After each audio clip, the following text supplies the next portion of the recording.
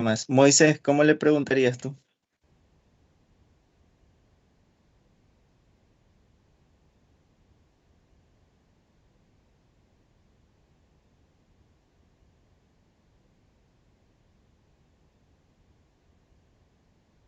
Moisés,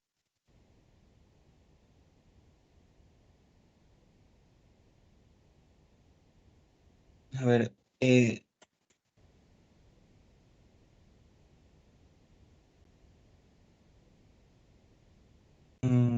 bueno.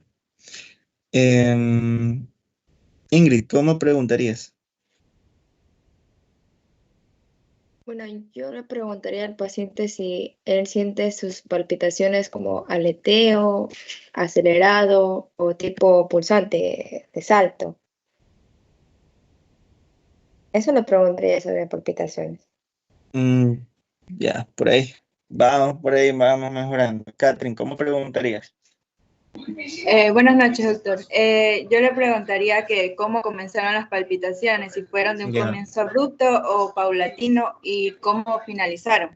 muy Asimismo, bien, abrupto. Ya. perfecto, eso es importante. Muy bien, eso es lo importante. Cuando ustedes evalúan un paciente con palpitaciones, tienen que ver el inicio, si fue de manera gradual o comenzaron comenzaron de un momento a otro, porque es lo que me hace pensar si esas palpitaciones son asociadas a algún medicamento, son asociadas a algún esfuerzo físico, o a su vez son asociadas netamente ya a un cuadro de una arritmia. Una arritmia significa un trastorno del ritmo. Los trastornos del ritmo del corazón los tenemos por aumento de su velocidad o por disminución de su velocidad de contracción. Es decir, tenemos las taquiarritmias y tenemos las bradiarritmias. A su vez, nosotros tenemos las arritmias rítmicas y arritmias arrítmicas. ¿Qué quiere decir eso? Por ejemplo, una arritmia rítmica, tú tienes un paciente con una taquicardia sinusal. Una arritmia rítmica, tú tienes un paciente con un flúter auricular, es rítmico. Tienes un paciente con un flúter ventricular, es rítmico. Pero hay otras que son netamente arrítmicas, como son las fibrilaciones auriculares, las fibrilaciones ventriculares, que hay monomórfica y polimórfica, monomórfica sostenida, no sostenida. Bueno, eso vamos a tratar de ir viendo poco a poco, inclusive vamos a hacer un pequeño módulo de EKG. El día de mañana vamos a tratar de ver algo muy básico de lo que es el electrocardiograma, que yo creo que va a ser necesario para que ustedes repasen. Espero hayan leído el libro de Dubin, que ya les mandé a leer desde el primer parcial, para que vayan preparándose para este parcial. Entonces, muy bien lo que dijo Catherine. Yo cuando hago la anamnesis y cómo abordo estas preguntas es, ¿cómo son? ¿Son rítmicas o son arrítmicas? ¿Cómo comenzaron y cómo terminaron? ¿Por qué yo pregunto cómo son? Porque el paciente muchas veces está en el campo y te va a decir, doctor, siento como que tengo un caballo que me galopa. Entonces, yo sé que esa vaina está un poquito arrítmico. Yo sé que eso no sigue una secuencia. Entonces, como tal, yo tengo que abordar todavía aún más. Ya, entonces, ustedes le preguntan, señor, ¿usted siente que le late el pecho? Sí, ya. ¿Y cómo siente que le late? ¿Es como que va rápido o a su vez va rápido y de la nada se detiene? Entonces, usted dice, ah, no, ¿esto es rítmico o esto es arrítmico? Listo.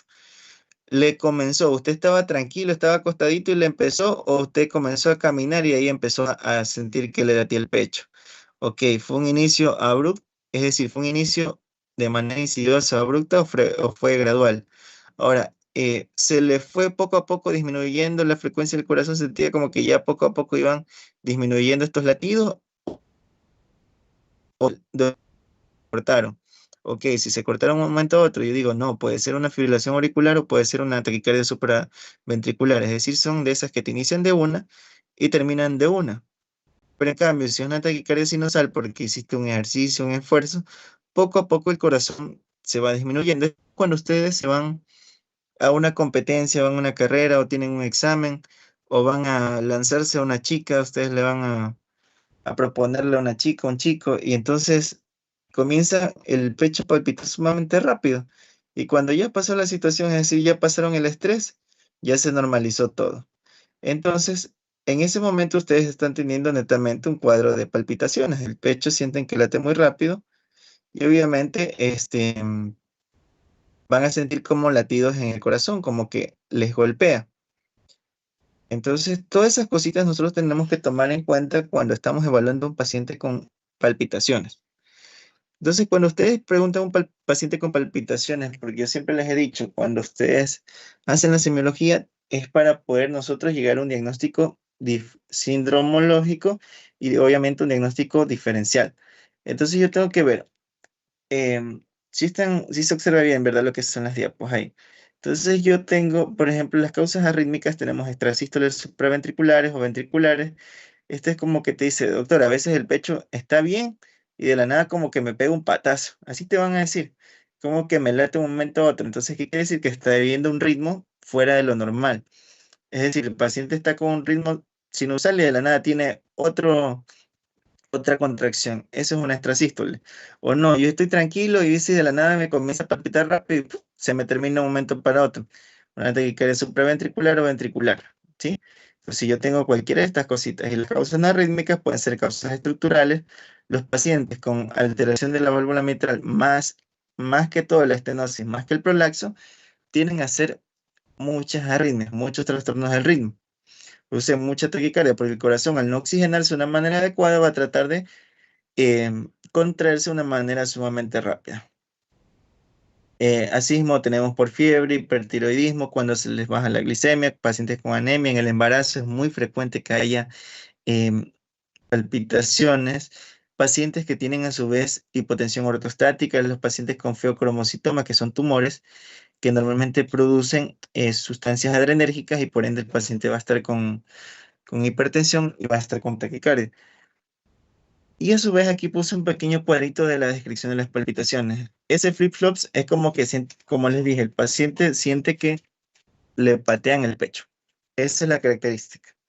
Entonces, ¿en quiénes van a encontrar ustedes en estos latidos prematuros, que son las extrasístoles como tal? O a su vez, tienen que ver si el comienzo es brusco, rápido e irregular. Entonces, si ustedes tienen las fibrilaciones auriculares paroxísticas, las fibrilaciones del corazón nunca está rítmico. O a su vez son palpitaciones regulares de comienzo gradual, la taquicardia sinusal simple.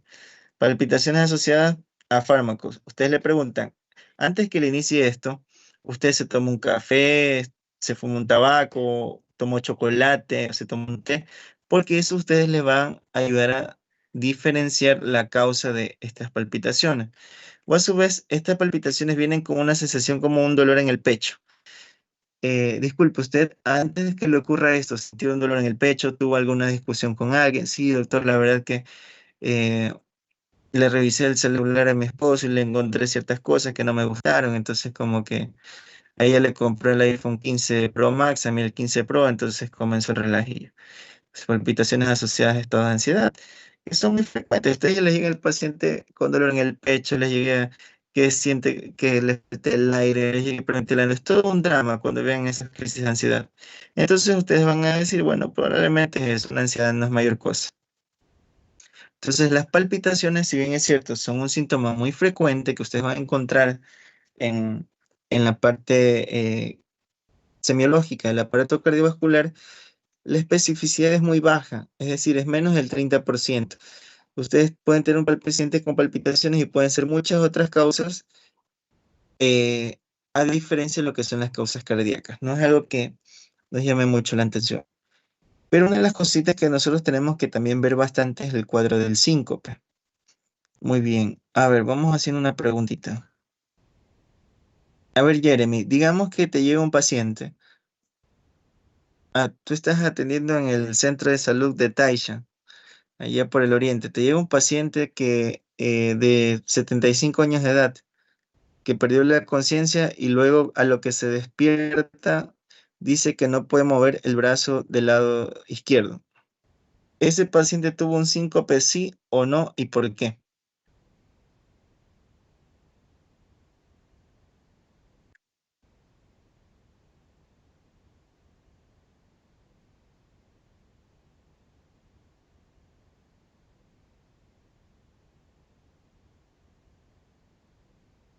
Ujú.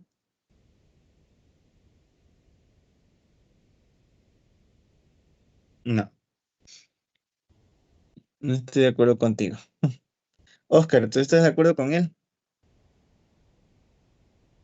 O sea, no, porque la clase pasada se habló de que infarto sí había un dolor hacia el brazo, pero era dolor, No, yo estoy no, preguntándome, ajá. estoy preguntando, ¿ese paciente tiene síncope? Sí, no, ¿y por qué? Un paciente que pierde la conciencia, la recupera después, pero tiene alteración de la motilidad en un brazo. Ah, bueno, según el concepto de aquí, sí, porque sí, perdió conciencia y no, aquí también dice que pierde el tono. No. Gabriela, ¿tú estás de acuerdo con ellos dos?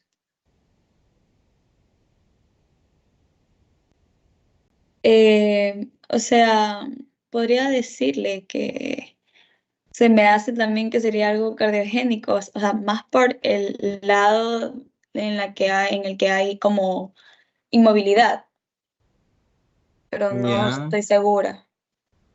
a ver, vamos a ver. Milka, ¿tú también estás de acuerdo con ellos? Es que, a ver, en el libro de Argentes mencionaba que había, había otra palabra que se lo denominaba como lipotimia, que en este sí había pérdida del tono postural. Ah, Diego, cuéntame, a ver. Yo creo que tú tienes la respuesta, Diego, confío en ti. Es que dice que la recuperación debe ser completa, o sea, si tuviera tuviera un Exacto. síncope, no tendría el brazo dormido, o sea, adormecido, si no lo pudiera Así mover. es. Excelente, muy bien, Diego. Perfecto, te has ganado 0.5, ¿me haces acuerdo ya? Muy bien. ¿Por qué hago este debate entre ustedes? Porque el síncope es la recuperación completa.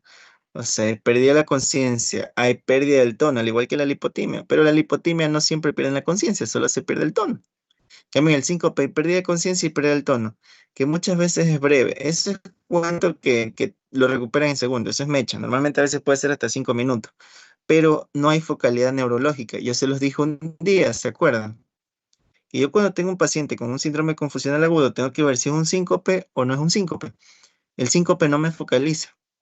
¿Sí? Es decir, no hay alteración motora a nivel de las extremidades, no hay alteración del habla porque es otra de las formas. Por ejemplo, puede llegarle a un paciente que perdió la conciencia y luego se le hizo difícil hablar y ya no puede a su vez mover las extremidades del lado derecho. Entonces uno dice, puta, cuando vi neuroanatomía en el libro de Snell sabía que el área de Broca, más que todo del habla, se encontraba a nivel prefrontal y más está en el lado izquierdo, en el 70% de los pacientes.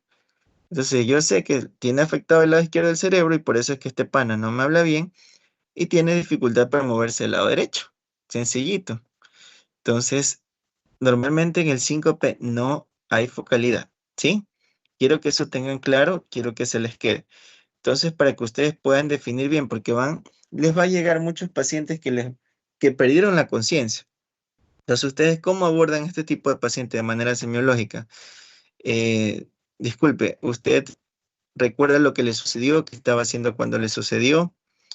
Y no, yo estaba tranquilo y de la nada sentí que se me nubló todo, me caí y me desperté.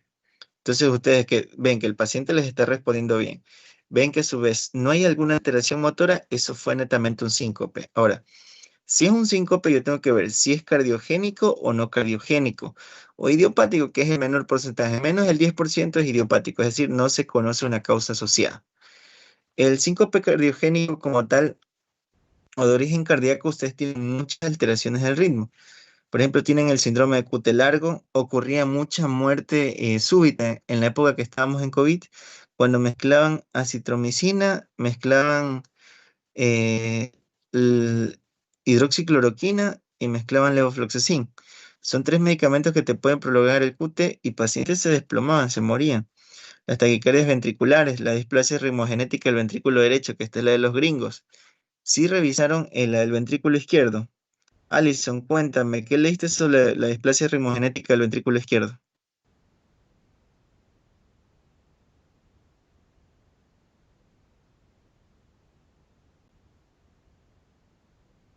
Pregunté a Alison, ya mismo acá.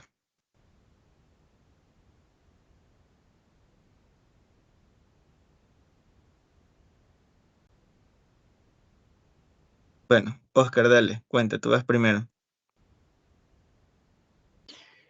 Ya, como tal era un trastorno cardíaco genético, ¿no? Que puede ser dominante o recesivo según el gen que se vaya a afectar, pero como tal la patogenia se desencadena porque los desmosomas, las proteínas que lo conforman, están defectuosas y por lo tanto durante la sístole, en este caso ventricular, sí, durante la contracción estos poco a poco van perdiendo las uniones intercelulares y pronto las células se van ¿cómo es la palabra? Separando del resto y esto provoca como tal que cuando estas mueren, sean reemplazadas por tejidos que son tejidos fibrosos, la palabra. Así es. Entonces, como tal, ya este tejido deja de participar como tal en la contracción y se produce un adelgazamiento de la pared ventricular. Muy bien. Y este adelgazamiento hace que se produzcan líneas, o mejor dicho, se producen haces aberrantes, por los cuales van a haber síndromes de reentrada.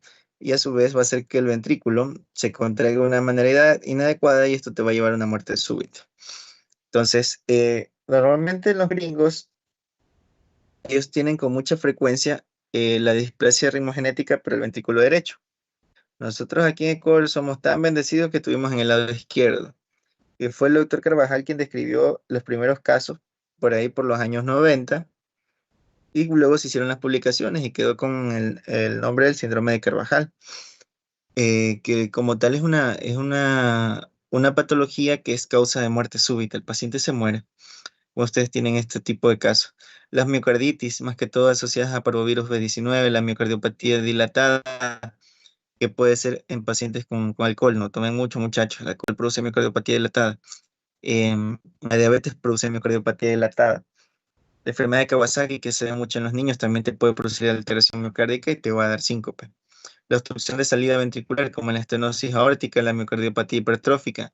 Y ya vamos a ver cuando nosotros hagamos el examen físico que la estenosis aórtica y la miocardiopatía hipertrófica obstructiva dan casi que el mismo tipo de soplo, solo que el uno cambia al momento de que yo flexiono al paciente, hago que se agache o haga cuclillas, se va a modificar el soplo, ¿sí?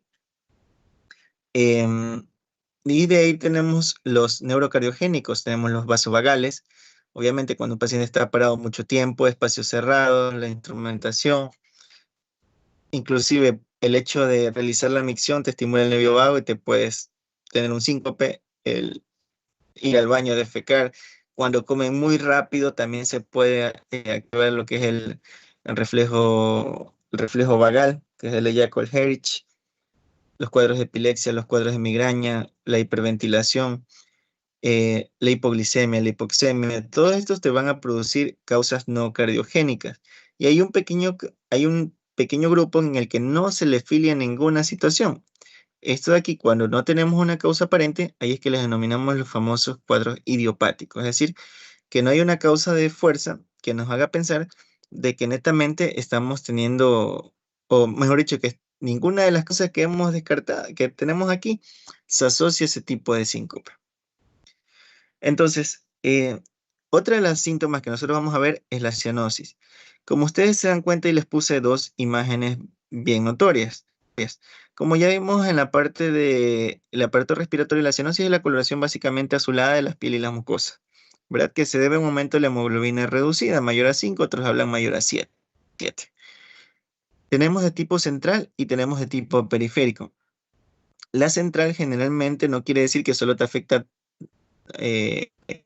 la boca como tal, sino que básicamente hay una alteración estructural, sea cardíaca o no cardíaca, que esté haciendo que no se oxigene la sangre de una manera adecuada.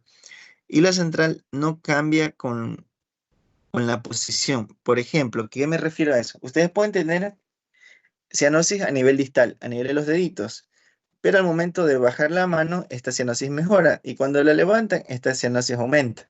Y eso muchas veces se debe a incompetencia vascular. Entonces, ¿qué quiere decir eso? Que los vasos sanguíneos no tienen una pared lo suficientemente fuerte para contraerse y no hace que llegue un flujo correcto.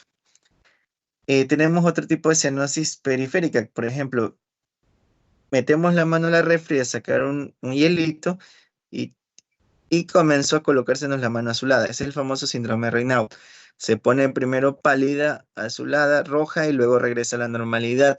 Es decir, tiene sus fases como tal. Y la cianosis central es más que todo, por ejemplo, en niños tenemos la famosa tetralogía de Fallot. Cuando ustedes ven un niño que al momento de recibirlo, o sea, cuando están al momento del nacimiento, lo reciben y ven que está totalmente azul, no mejora con ninguna maniobra, no mejora con oxígeno, esa es una cianosis de tipo central o cardiogénica. Tenemos pacientes que tienen persistencia del conducto arterioso, que dependiendo si este conducto se encuentra por encima, por decirlo así, de la bifurcación de la subclavia, puede como no puede tener cianosis del lado izquierdo, ¿sí? Porque la persistencia del conducto arterioso generalmente le da alteración de la coloración del cuerpo, pero focalizada. Es decir, el lado derecho normalmente se conserva y el lado izquierdo tiende a estar un poquito azulito. En la cortación aórtica hay cambios a nivel de los miembros inferiores. Arriba está bien y abajo comenzamos a tener cianosis. Entonces son cuadros en que se pueden presentar. Como ustedes ven, cianosis en un paciente, tienen que saber que ese paciente está mal y que ese paciente probablemente necesite un manejo de tipo ya hospitalario. La astenia básicamente es una sensación de cansancio y no hay que confundirlo con la fatiga crónica como tal, que es un tipo de síndrome que se presenta por encima de los 6 meses, que son pacientes que no le encontramos una causa aparente como tal, pero la astenia muchas veces es otro de los síntomas que nosotros no valoramos en un paciente cardiópata. Cuando nosotros tenemos un paciente, por ejemplo, que tiene palpitaciones, que tiene disnea de esfuerzo, que a su vez tiene dolores musculares en diversas zonas, probablemente tenemos la famosa tríada de Gallavardín, que es la distonía cardiovascular. Pacientes con insuficiencia cardíaca izquierda. Yo que les decía ayer, perdón, el día viernes, el corazón fisiológicamente se divide en dos, corazón izquierdo y corazón derecho. Los síntomas del corazón izquierdo son muy diferentes a los síntomas del corazón derecho.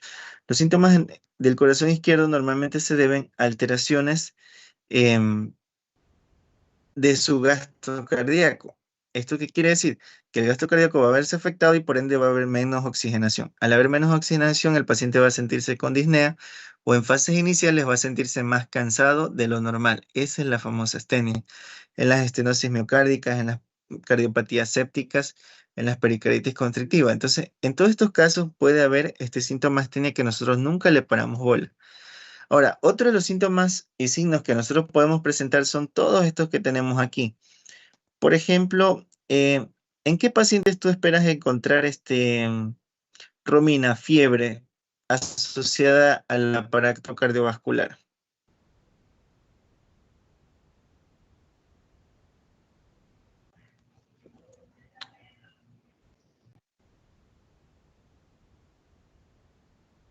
A ver, Romina, cuéntame. En los que, o sea, los que tienen, no sé, los que presentan edema.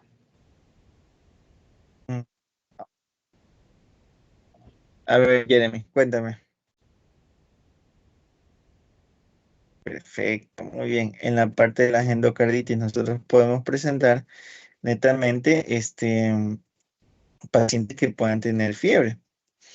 Entonces, de hecho, una de las causas de fiebre de origen a determinar, la parte de la endocarditis bacteriana, que normalmente se debe, dependiendo si es derecha o izquierda, van a ser diversos gérmenes. Normalmente las endocarditis bacterianas del lado derecho más se deben al uso de dispositivos o se deben a su vez al consumo de drogas por vía intravenosa. Los pacientes drogadictos tienen mucha cardiopatía derecha.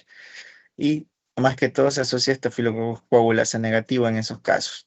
En los otros tenemos por los gérmenes convencionales y hay un grupo raro que son el grupo ASEC, que ya vamos a ver. Ustedes ya vieron bacteriología, ¿verdad? Sí vieron eso.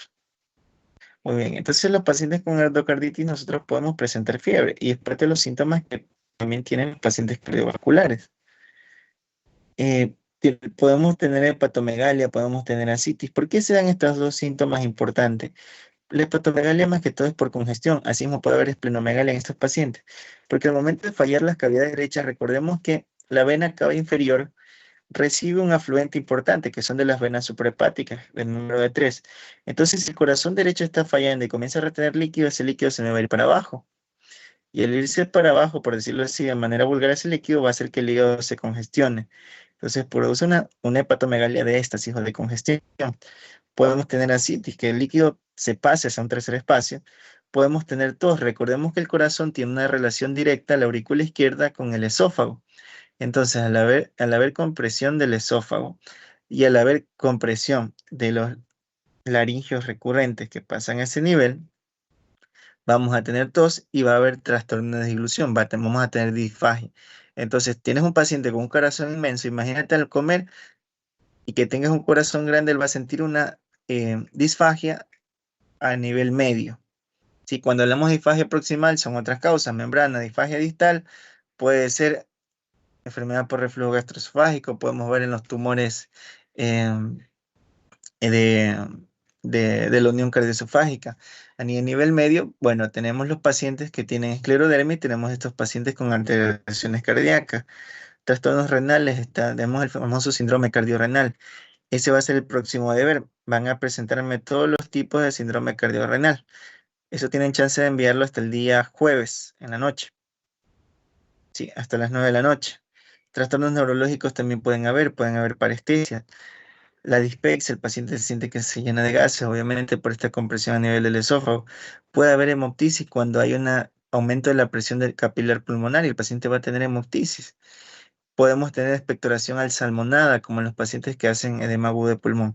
Entonces, imagínense, cuando investigamos patologías del aparato cardiovascular, son muchos los síntomas que nos van a hacer sospechar de que hay un problema del corazón. Pero si nosotros queremos llegar a un diagnóstico de que un paciente pudiera tener alguna afectación del aparato cardiovascular, yo siempre tengo que tener mis síntomas, como quien dice, inicial. Entonces, dentro de mis síntomas que me hagan sospechar alteraciones del aparato cardiovascular, hubo un estudio grande que fue Framingham. Este de aquí, los criterios son como tal para decidir si un paciente tiene insuficiencia cardíaca o no tiene insuficiencia cardíaca. Entonces Framingham comenzó a hacer criterios mayores y menores. Y miren, todo lo que hemos hablado alguna vez, la disnea paroxística nocturna, ingurgitación yugular, los estertores crepitantes que pudieran tener, la cardiomegalia, edema agudo de pulmón, tercer tono, aumento de la presión venosa, reflujo hepatoyugular, pérdida de peso inclusive. Más que todo pérdida de peso con tratamiento, es decir, iniciamos diurético y el paciente comienza a bajar de peso. Y aquí tenemos criterios menores, el edema en miembros inferiores, tos nocturnas, disnea de fuerza, hepatomegalia, arritmia pleural y taquicardia. Entonces, cuando ustedes comienzan a estudiar el paciente con problema cardiovascular, ustedes dicen, la disnea es uno de los síntomas predominantes, porque recuerdo, el corazón es una bomba, el corazón me bota líquido para yo poder oxigenar de manera adecuada todos mis tejidos. Pero a su vez, si esta bomba comienza a fallar, no voy a oxigenarme bien y voy a sentir cansado. Y si me comienza a fallar más, me voy a comenzar a encharcar, porque obviamente esta bomba no me está sacando el agua que necesito sacar. Es como que yo compro una bomba chiquita para tratar de drenar el río Guayas, un ejemplo. Entonces, eso es lo que va a ocurrir cuando el corazón comienza a fallar. El corazón, recuerden que así mismo como tiene capacidad de contraerse, tiene capacidad de relajarse, y parte de lo que se pierde en primera instancia, cuando nosotros tenemos una patología cardiovascular, es su capacidad de relajarse, luego su capacidad de contraerse, y ahí es que ya vienen los problemas. Comienza a fallar el corazón del lado izquierdo y luego comienza a fallar el lado derecho, porque las cardiopatías son retrógradas por excelencia. Y eso básicamente significa, se altera primero el lado eyector y luego se altera como tal, básicamente, la parte del llenado. Entonces ustedes tienen que aprenderse casi que de memoria los criterios de Framingham o tenerlos siempre en la cabeza. Cuando ustedes estén en la consulta con un paciente hipertenso, un paciente diabético, que diga, doctor, últimamente me canso mucho, a veces me da tos por la noche, me he tomado el Gaduol, me he tomado el Jarabelix, me he tomado tu Solvina, me he tomado tu Sigen, me he tomado Nutusin y no se me pasa esa tos. y en las noches estoy corriendo más de lo normal. Últimamente se me están hinchando las piernas, me canso más rápido. Ustedes préndansele la alarma. Este paciente puede tener una insuficiencia cardíaca. Entonces, si ya tiene una insuficiencia cardíaca, yo digo, ok, Framingham me está ayudando, ¿sí? Esto se presenta con mucha frecuencia y ustedes siempre grábenselo.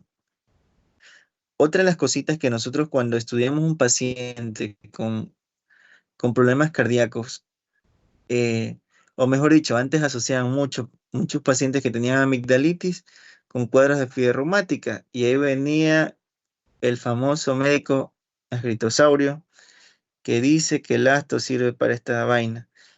El asto sirve como para nada, o hazlo como le llaman algunos, la antistreptolicina O, que básicamente es parte, o mejor dicho, es parte de las toxinas que secreta el estreptococo piógenes, que lo podemos tener en la piel. Se me puede elevar el hecho de que yo me haga un cortecito en la piel, se me va a elevar y te van a decir tienes fiebre reumática. Si te sacaste una muela, se va a elevar porque tienes Streptococcus viridans mutans y mitis en la boca. Te va a elevar y te van a decir tienes fiebre reumática. Si por ahora te picó un mosquito, se te va a elevar. Si te metieron un puñete, se te va a elevar. Entonces la antistreptolicina, para ustedes, como conocimiento, investiguenlo, no sirve para nada. ¿Sí? No sirve. No lo piden. No le hagan gastar plata al paciente.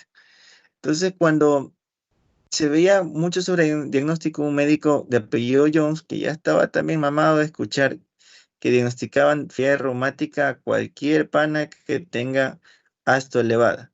Entonces dice, no, a ver, para tener fiebre reumática nosotros tenemos que tener unos criterios mayores y criterios menores. Tenemos que tener carditis, o se me afectó el pericardio, el miocardio, o una endocarditis en las válvulas. Tienes que tener artritis migratoria, no artralgia, artritis. Es decir, cuando hay artritis quiere decir que la articulación está inflamada, está dolorosa, está caliente y tiene alteración de la limitación funcional. Y un día le dolió el codo del lado derecho, el otro día le dolió el izquierdo y luego le dolió la rodilla izquierda y luego la rodilla derecha. Es decir, artritis migratoria. Tienen que tener nódulos, se forman como bolitas, bolitas que Meiner les puso su nombre. Corea de Sydenham son movimientos descoordinados. Ahí tienen el famoso baile del zambito. Busquen en internet cómo es la Corea del Sydenham y ahí ustedes van a tener que es parte de los criterios. Y un eritema marginado. Entonces, cuando yo tengo estos criterios de aquí, yo digo, este pana sí tiene una fiebre reumática. Entonces, en los criterios menores tenemos alteración de brotes reumáticos. Aquí se habla de una PCR aumentada, que es uno de los marcadores, PCR o BCG aumentada. Artralgias ya no es artritis. Artralgias es básicamente solo el dolor a la articulación, nada más. Fiebre por encima de 38.3, que tengas alguna alteración en el EKG, un bloqueo de primer grado, es decir, que el intervalo PR tengas más de 0.20 o 200 milisegundos, que haya leucocitosis no filiada a otra causa. Entonces tú vas a coger dos criterios mayores para decir, bueno, este pana sí tiene, o un mayor y dos menores. ¿Y ustedes vieron en algún momento que mencioné el ASTO o mencioné el ASLO? No, ¿verdad? Entonces, no sirve para diagnosticar fiebre reumática. De hecho, nunca ha servido y nunca servirá. Es un marcador que se sobreusa por gusto. Y otra de las cositas que nosotros tenemos es para saber cuándo un paciente tiene una endocarditis o no. Una de las causas de fiebre de origen desconocido o a determinar, que es cuando un paciente, hablamos de fiebre de origen a determinar, más que desconocido, antes se llamaba FOT, ahora se llama fiebre de origen a determinar, es que tenga una temperatura más de 38.3 durante 3 semanas. Entonces, aquí vino Duke y inventó sus criterios. Entonces, inventó criterios mayores y criterios menores. Entonces, tenemos un paciente que tenga que tener hemocultivos positivos para cualquiera de estos gérmenes, Staphylococcus aureus, Streptococcus viridans, Streptococcus gallolíticos o el grupo ASEC. El grupo ASEC son un grupo de bacterias especiales que te producen unas endocarditis terribles de poca respuesta, que son el hemófilos SPP, que son la Legionella conrollens, créeme, es cuando tienen un caso por grupo C, paciente les va mal, sumamente mal. Hay que hacer recambio valvular y a veces antibiótico y sí por vida. Que a su vez tengas hemocultivos positivos persistentes, es decir, le tomaste una muestra a la llegada, le iniciaste antibiótico y siguen saliendo los hemocultivos positivos para cualquiera de estos gérmenes, o a su vez que tienes anticuerpos para cualquiera de este tipo de gérmenes, Coxiella burnetii más que todo. Que hay evidencia de compromiso endocárdico. Le hacemos un ecocardiograma y vemos una vegetación, un absceso. Entonces, ahí yo comienzo a sospechar, ok, sí está dañada la válvula de este paciente y tengo que decir, bueno, probablemente sí tienen una endocarditis. Y los criterios menores, tú tienes algún émbolo que haya hecho en alguna parte de la lesión de Jenna Wade, glomérulos nefríticos, ganglios de Osler, los antecedentes de cardiopatía, uso de drogas y microorganismos positivos que no cumplen con los criterios allá, o a su vez que solo tengas un paciente con fiebre. Entonces, tú dices, este paciente sí tiene una endocarditis cuando tengo dos criterios mayores positivos, o tienes un mayor y tres menores, o tienes cinco menores. Y probablemente solo con un mayor y uno menor, o tres menores. Entonces, ¿por qué les coloqué esto? Si bien es cierto, luego vamos nosotros a ver algo de insuficiencia cardíaca, vamos a ver de las principales cardiopatías. Les puse esto para que ustedes ya vayan leyendo y vayan teniendo una idea de cómo diagnosticar de entrada cuando un paciente tenga una insuficiencia cardíaca. Diagnosticar una insuficiencia cardíaca lo hace hasta el camillero, pero diagnosticar la causa, ahí sí nosotros vamos a tener que hacer un poquito del arte semiológico para poder llegar a la causa del por qué este paciente me entró en una falla cardíaca. ¿Sí? Entonces, hasta ahí estamos claros, chicos. ¿Preguntas?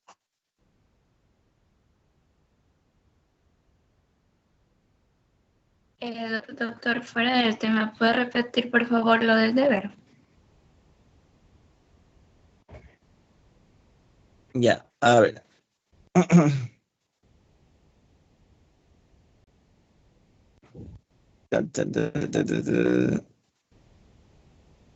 Ya, más que todo les había enviado, ay, se me pasó la idea ahorita, a mí se me fue la causa,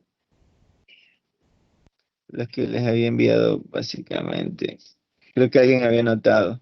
¿Quién anotó? Tipo de trastorno Decía renal. síndromes, ajá, Ah, cardiorrenales. ya, el síndrome cardiorrenal. Les mandé a investigar eso porque parte de las afectaciones que nosotros tenemos dentro de las alteraciones cardíacas es el síndrome cardiorrenal. El corazón, recuerden que es que mantiene el volumen en minuto. El riñón se lleva cerca del 20% de la circulación cardíaca, que es el flujo sanguíneo renal, el FCR, que es una de las fórmulas que nosotros muchas veces calculamos. Entonces, cuando no le llega una oxigenación de manera adecuada al corazón, este comienza a fallar. Y ahí se produce un síndrome que se llama cardiorrenal porque es alteración renal secundaria a daño cardíaco. Normalmente son de 5 tipos. Sí, entonces ustedes van a investigar sobre eso y me van a enviar hasta el día miércoles en la noche. ¿Sí?